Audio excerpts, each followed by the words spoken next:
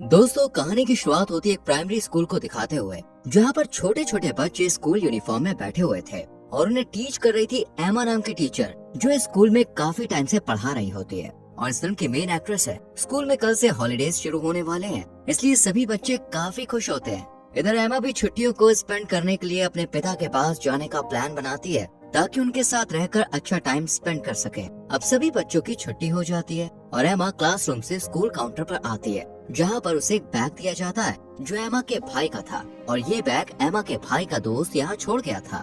दूसरी तरफ हम एक सुनसान और अनजान जगह पर कुछ लोगों को कार में ड्रग्स रखते हुए देखते हैं, जिसमें इनके लीडर का नाम होता है बॉसमैन। ये ड्रग्स को बेचने का काम करता है और इसके साथ इसका पूरा ग्रुप होता है जो बॉसमैन की सभी बातों को मानता है और आज इन्हें ड्रग्स की डिलीवरी दूसरी जगह करनी थी। उधर एमा भी अपने पिता से मिलने के लिए घर से निकल जाती है। साथ ही अपने पिता को खुश करने के लिए वो उन्हें कॉल करके बता देती है कि वो शाम तक घर पहुंच जाएगी। अब हम आगे देखते हैं कि बॉसमैन कार में बैठा होता है और उसके साथ पीट नाम का एक लड़का होता है जो कार को ड्राइव कर रहा होता है। पीट आज पहली बार ड्रग्स की डिलीवरी करने जा रहा था, इसलिए वो थोड़ा घबराया हुआ होता है। वहीं रास्ते में इन्हें डेविड नाम का एक पुलिस अफसर दिखाई देता है जो इन्हें गाड़ी रोकने को कहता है। उसे देखकर पीट और भी ज्यादा डर जाता है, लेकिन बॉसमैन उसे समझाते हुए कहता है कि डरो मत, मैं सब संभाल लूंगा। लेकिन पीट पर उसकी बात का ज्यादा असर नहीं होता। वो गाड़ी रोक देता है और पुलिस अफसर इनके पास आकर कहता है कि अपना लाइसेंस दिखाओ। ये सुनकर डरा और सहमा पीट उसे अपना लाइसेंस दिखाता है। लाइसेंस देते वक्त उसके हाथ बुरी तरह से कांपते हैं और ये बात पुलिस अफसर नोट करता है। उसी वक्त एक गाड़ी और पीछे आकर रुकती है,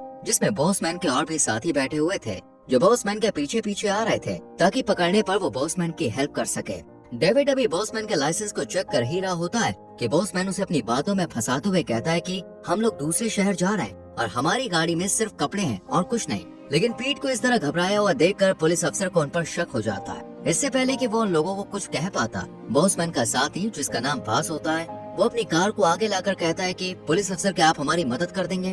दरअसल बास पुलिस अफसर का ध्यान अपनी तरफ खींचना चाहता था ताकि वो पीट और बॉसमैन की गाड़ी को बिना पूछताछ के आगे जाने दे। लेकिन पुलिस अफसर बास की बात पर ज्यादा ध्यान नहीं देता है और उन्हें कार से उतरने के लिए कहता है। ये सुनते ही बॉसमैन के सभी साथी अपनी कार से उतरकर बाहर निकल आते हैं और बास अपनी बंदूक को पुलिस अफसर के ऊपर तान देता है, जिसे देखकर पुलिस अफसर काफी डर जाता है और अपनी बंदूक निकाल लेता है। इधर बॉसमैन भी गाड़ी से उतरकर पुलिस अफसर पर अपनी बंदूक रख देता है। अब अकेला पुलिस अफसर क्या ही कर पाता, इसलिए वो हार मानते हुए उनसे कह देता है कि वो कुछ नहीं करेगा, वो लोग जा सकते हैं। पर पीछे से बाज उस पुलिस अफसर पर अटैक करके उसे जख्मी कर देता है और बॉसमैन के कहने पर उसकी बेल्ट निकाल लेता है, जिसमें काफी सारी चीजें होती हैं। इसके बाद ये लोग पुलिस अफसर को बांधकर बॉसमैन की गाड़ी में डाल देते हैं और सभी लोग अपनी कार को लेकर आगे बढ़ते हैं। अब पुलिस अफसर की गाड़ी भी इन्हीं के कब्जे में थी। दूसरी तरफ हम एमा को देखते हैं जिसकी गाड़ी में कुछ प्रॉब्लम आ जाती है और उसकी कार से धुआं निकलने लगता है, इसलिए वो एक बोतल उठाकर आसपास पानी ढूंढने के लिए जाती है। अब पुलिस अफसर को ये लोग कार से बाहर निकालते हैं और बॉसमैन पीट से कहता है कि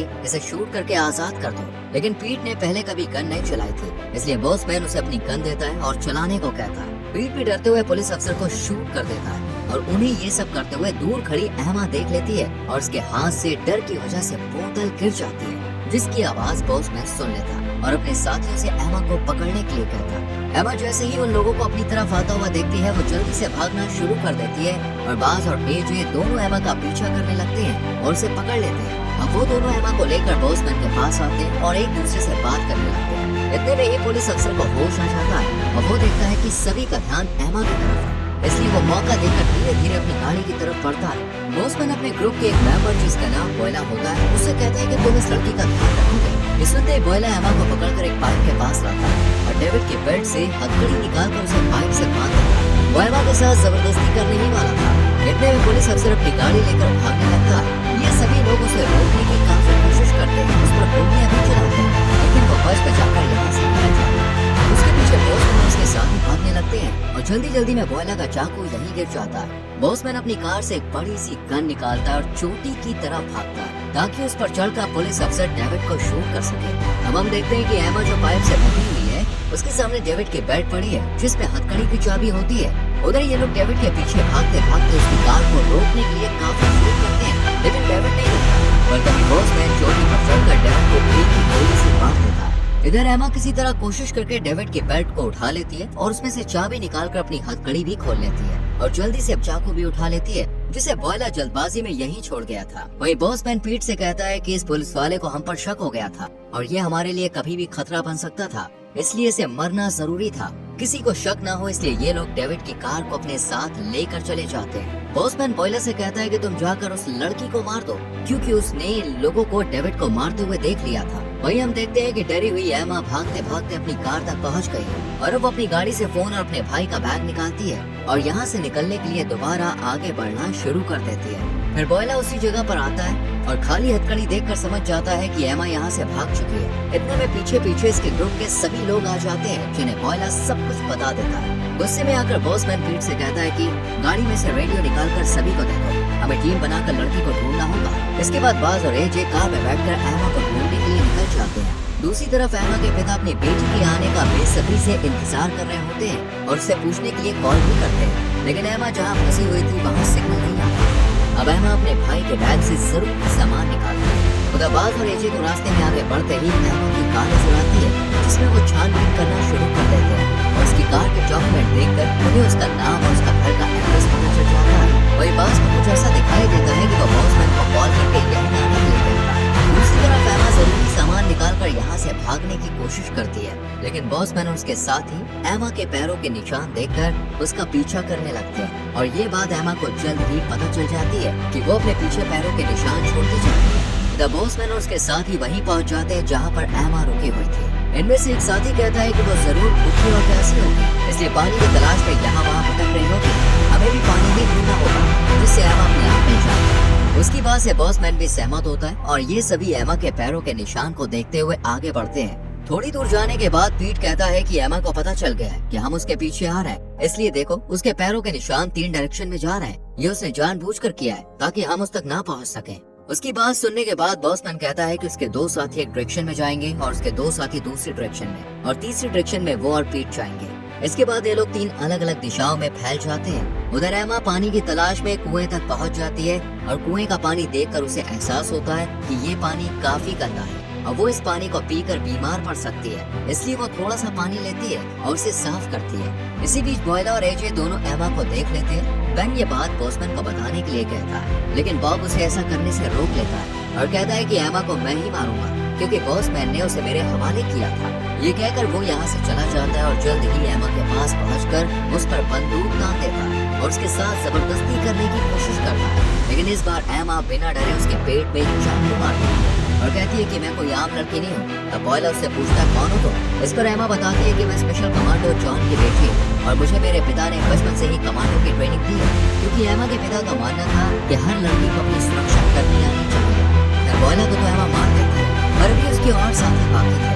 जब एजे देखता है कि बॉयला एमा के पास नहीं है तो वो ये बात कॉल करके बॉसमैन को बताता है और एमा इन दोनों की बातें रेडियो पर सुन लेती है। वो उसका रेडियो और गन उठाकर भागने लगती है, जिसके बाद एजे जैसे ही बॉयला को देखने के लिए उस जगह पर जाता है तो उसे बॉयला की लाश मिलती है।